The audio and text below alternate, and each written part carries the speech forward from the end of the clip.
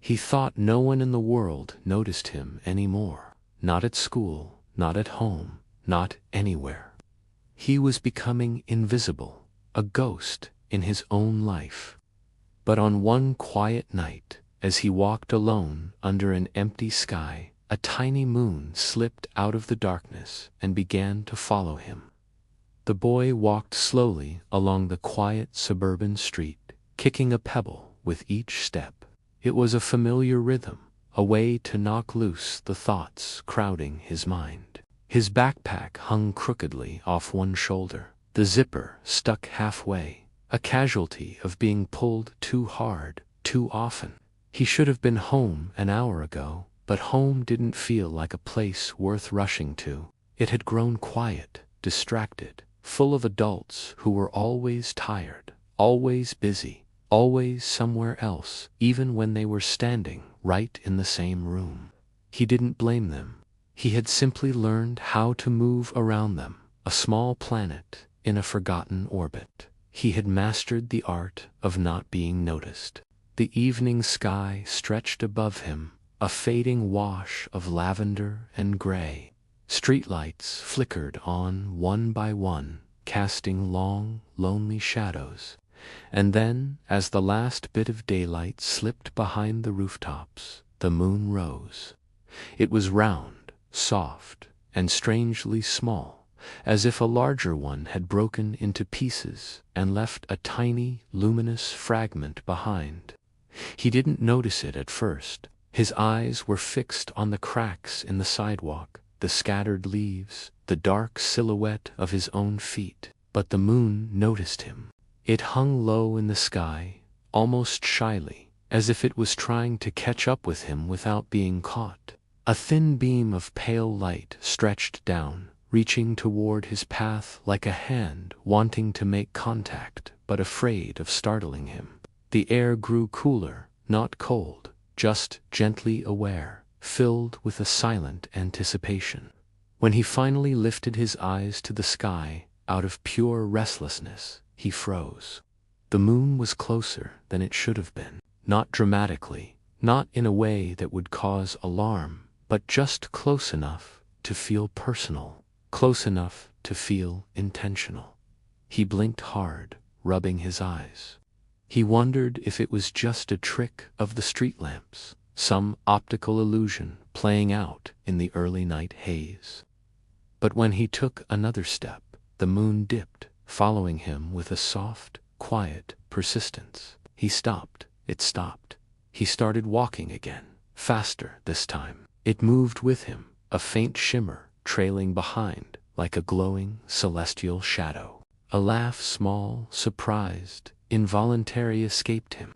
It was a sound he hadn't heard from himself in a long time.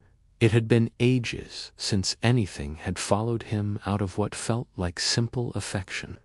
The boy raised his hand halfway, a hesitant gesture, unsure if he was greeting it or just testing its reality.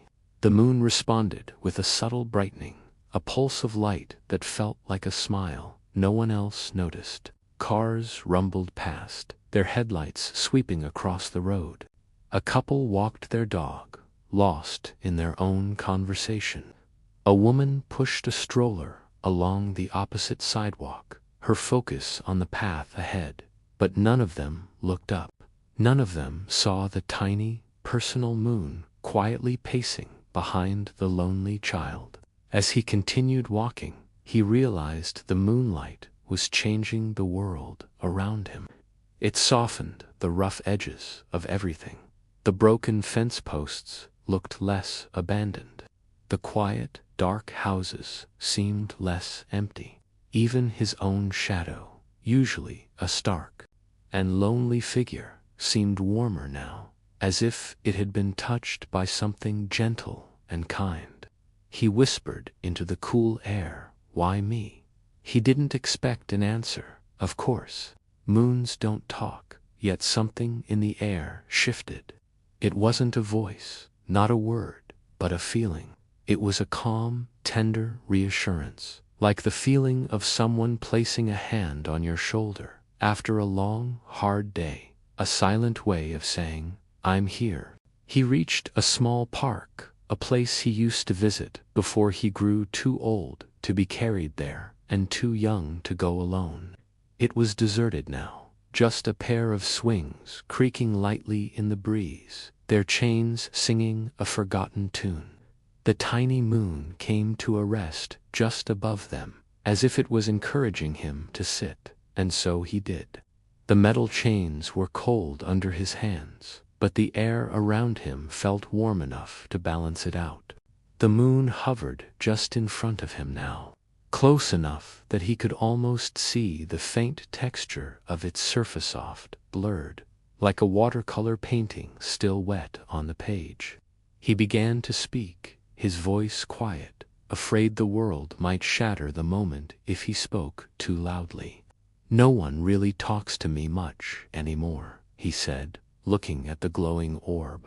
"I don't think they mean to ignore me. I don't really fit anywhere." The moon flickered, not in confusion, but in what felt like deep sympathy. "I know that doesn't make sense," he continued, a small, sad smile on his face. "You're the moon. You're not supposed to follow kids around, but thank you." The glow brightened again, a soft pulse of warmth, and he felt something inside him begin to thaw.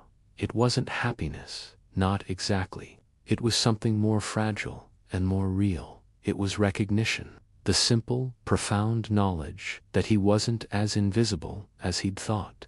He leaned back on the swing, letting his feet drag in the sand, letting the night settle around him like a soft blanket. For the first time in months, he didn't feel the need to hide his thoughts or swallow them down into the quiet, lonely place inside him.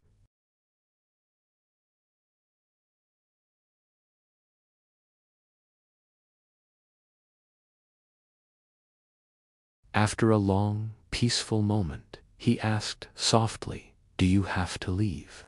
The moon dimmed in a way that felt like a gentle, apologetic nod. It drifted upward an inch, then down again, then hovered once more as if it was torn between its cosmic duty and this newfound affection. "I guess everything leaves," he murmured, but the resignation in his voice was softer this time, less painful. "But maybe it doesn't have to mean forever."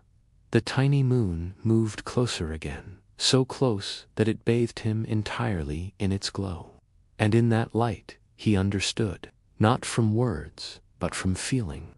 This was its answer. It couldn't stay always, but it could stay long enough.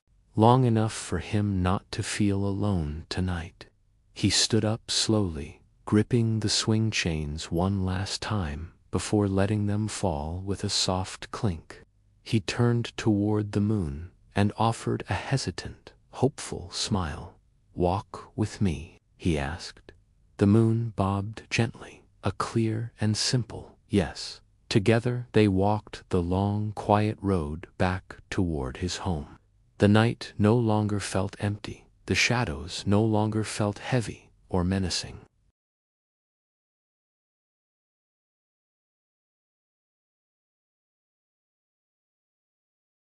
When he reached his street, his own front porch just a few yards away, the moon began to drift higher. Its glow faded gently, respectfully, giving him the space to step back into his world on his own. But just before it rose completely out of sight, it brightened one last time. A goodbye, a promise. He smiled, a real smile that reached his eyes. "I'll look for you," he whispered to the sky. The moon shimmered like a final nod, and then returned to its rightful place among the distant stars. Inside the house, nothing had changed. The same quiet hall, the same worn carpet, the same tired voices drifting from the living room. But something in the boy had shifted. A small, persistent warmth had settled in his chest, a quiet reminder that he wasn't invisible, that somewhere in the wide, endless night sky, a tiny moon had chosen to walk beside him. And long after he crawled into bed, he kept his window open just a little, letting a sliver of distant moonlight rest on his floor. Like a gentle friend who knew exactly when to follow and exactly when to let go. If you ever feel alone or unseen, remember to look up. You never know who might be looking back. Thanks for watching. Take care of yourselves and each other.